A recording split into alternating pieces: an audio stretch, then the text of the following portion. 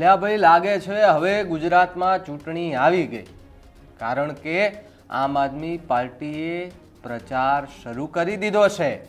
વિસાવદરથી દ્રશ્યો સામે આવ્યા. એ દ્રશ્યો આમ આદમી પાર્ટીની રેલીના છે અને ગોપાલ ઇટાલિયા કે જે આજે ફોર્મ ભરવા માટે જઈ રહ્યા છે, અરવિંદ કેજરીવાલ સહિતના લોકો આજે વિસાવદર ખાતે પહોંચ્યા છે. જનમેદની એટલી બધી ઉમટી પડી છે કે ક્યાંક બીજા પક્ષો કે તેમાં અંદરો અંદર ખટરાટ મચ્યો છે કે આમ આદમી પાર્ટીએ માહોલ તો બનાવી દીધો. ગોપાલ ઇટાલિયાએ પણ પોસ્ટ કરીને લખી હતી, એના વિશે વાત કરીએ. નમસ્કાર, આપ જોઈ રહ્યા છો ન્યૂઝ રૂમ અને આપની સાથે હું છું ભાવિક. પહેલાં તો તમે અમારી ચેનલને સબસ્ક્રાઇબ નથી કરી તો અમારી ચેનલને સબસ્ક્રાઇબ કરો, બેલ આઇકનને દબાવો, જેથી કરીને પડે પડના સચોટ સમાચાર તમને તમારા મોબાઈલ પર તરત જ મળી રહે.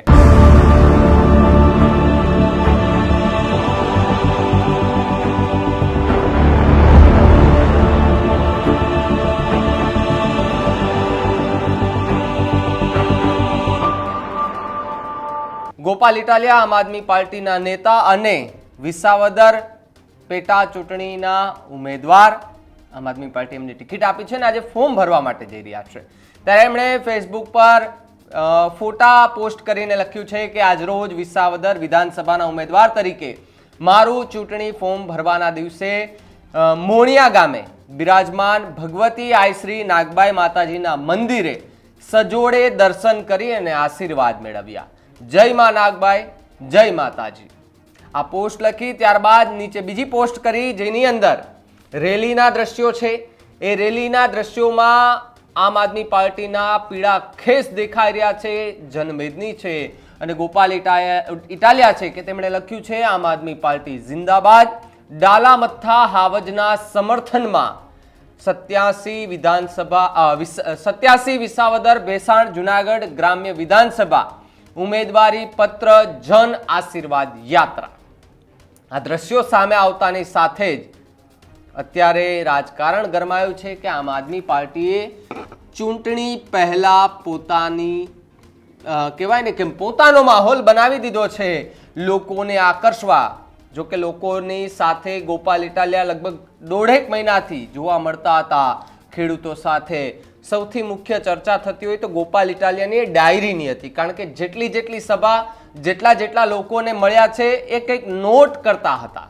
હવે બુકમાં શું લખતા હતા, શેની નોંધણી કરતા હતા, એ તો ગોપાલભાઈ ઇટાલિયાને ખબર હશે. પણ અત્યારે ગોપાલ ઇટાલિયા અને આમ આદમી પાર્ટીએ થોડો માહોલ બનાવી દીધો છે. ગઈકાલે જ્યારે સમાચાર મળ્યા કે ભારતીય જનતા પાર્ટી કિરીટ પટેલને ટિકિટ આપે તેવા પૂરેપૂરા એંધાણ દેખાઈ રહ્યા છે, પણ અત્યારે એવું લાગી રહ્યું છે આજે તો આ ફોર્મ ભરાવાની પ્રક્રિયા શરૂ થઈ ગઈ છે. ગોપાલ ઇટાલિયા ફોર્મ ભરવા માટે જઈ રહ્યા છે. જો કે હજુ કોઈ બીજા ઉમેદવાર સામે જાહેર નથી થયા બાપુની પાર્ટી સિવાય. હવે ત્યાં કયા ઉમેદવારને બીજા અન્ય પક્ષ ઊભા રાખે છે, કારણ કે સામે જે દાવેદાર હોય, જે એવું પ્રભુત્વ ધરાવનાર વ્યક્તિ હોય કે જે લોકો સાથે જોડાયેલા હોય, ગ્રામ્ય વિસ્તાર સાથે જોડાયેલા હોય, એને પડે પડની ખબર હોય શું મુશ્કેલી છે, કેવી સ્થિતિ છે, કંઈ પણ એવા સંજોગો થાય ત્યારે લોકોની સાથે કેવી રીતે રહેવું, એ જો બધું જ ખબર હોય તો એને જનપ્રતિનિધિ કહી શકાય છે. પણ અત્યારના જનપ્રતિનિધિ તો આપ સૌને ખબર છે. ભાયાણીભાઈની તમને નથી ખબર? મારે તમને જણાવવાની જરૂર નથી, કારણ કે ભાયાણીભાઈ ભૂપત ભાયાણી આમ આદમી પાર્ટીમાંથી ચૂંટાઈને તો આવ્યા હતા, પણ ભારતીય જનતા પાર્ટીમાં જોડાઈ ગયા, જેથી કરીને પછી વિસાવદરની બેઠક ખાલી પડી હતી. અને મેં પહેલાંય કીધું હતું કે આ વિસાવદરની જનતાનો શું વાંક. વિસાવદર મા બાપ વગરનું થઈ ગયું, માવતર વગરનું વિસાવદર. આવા ટાઇટલો સાથે મેં તો વિડીયો પણ કર્યા હતા, પણ મને એવું લાગે છે કે હવે વિસાવદર મા બાપ વગરનું અને માવતર વગરનું નહીં રહે, કારણ કે હવે તો એક જનપ્રતિનિધિ ચૂંટાઈને આવશે, એ પછી કોઈ પણ પક્ષનો આવે. પણ અત્યારે દબદબો આમ આદમી પાર્ટીનો દેખાઈ રહ્યો છે, ગોપાલ ઇટાલિયાનો દેખાઈ રહ્યો છે, કારણ કે જે રીતે વિડીયોઝની અંદર કમેન્ટો દેખાઈ રહી છે, એમના પ્રત્યેની લાગણીઓ દેખાઈ રહી છે, એટલે ક્યાંક ભાજપ અને કોંગ્રેસમાં ટેન્શન વધી ગયું હોય તે પ્રકારનું પણ કહી શકાય. પરંતુ એ તો શતરંજ જેવો ખેલ છે, જ્યારે પરિણામ આવે તો છેલ્લી ઘડીએ પણ પરિણામ બદલાઈ શકે છે. એટલે અત્યારથી જ આપણે એવું કહી ન શકીએ કે ગોપાલ ઇટાલિયા જ જીતશે, પણ માહોલ તો ગોપાલ ઇટાલિયાએ અને આમ આદમી પાર્ટીએ બનાવી લીધો છે. ખાસ કરીને આતિશી અરવિંદ કેજરીવાલ સહિતના લોકો પણ અત્યારે ત્યાં પહોંચી ગયા છે.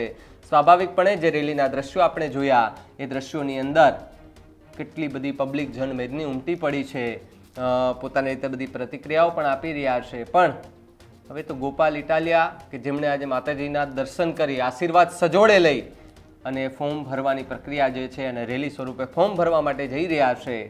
ફોર્મ ભરી અને ચૂંટણી યોજાશે અને પરિણામો આવશે ત્યારે ખબર પડશે કે કોણ હાર્યું અને કોણ જીત્યું અને કોની મહેનતમાં કેટલી કચાશ રહી.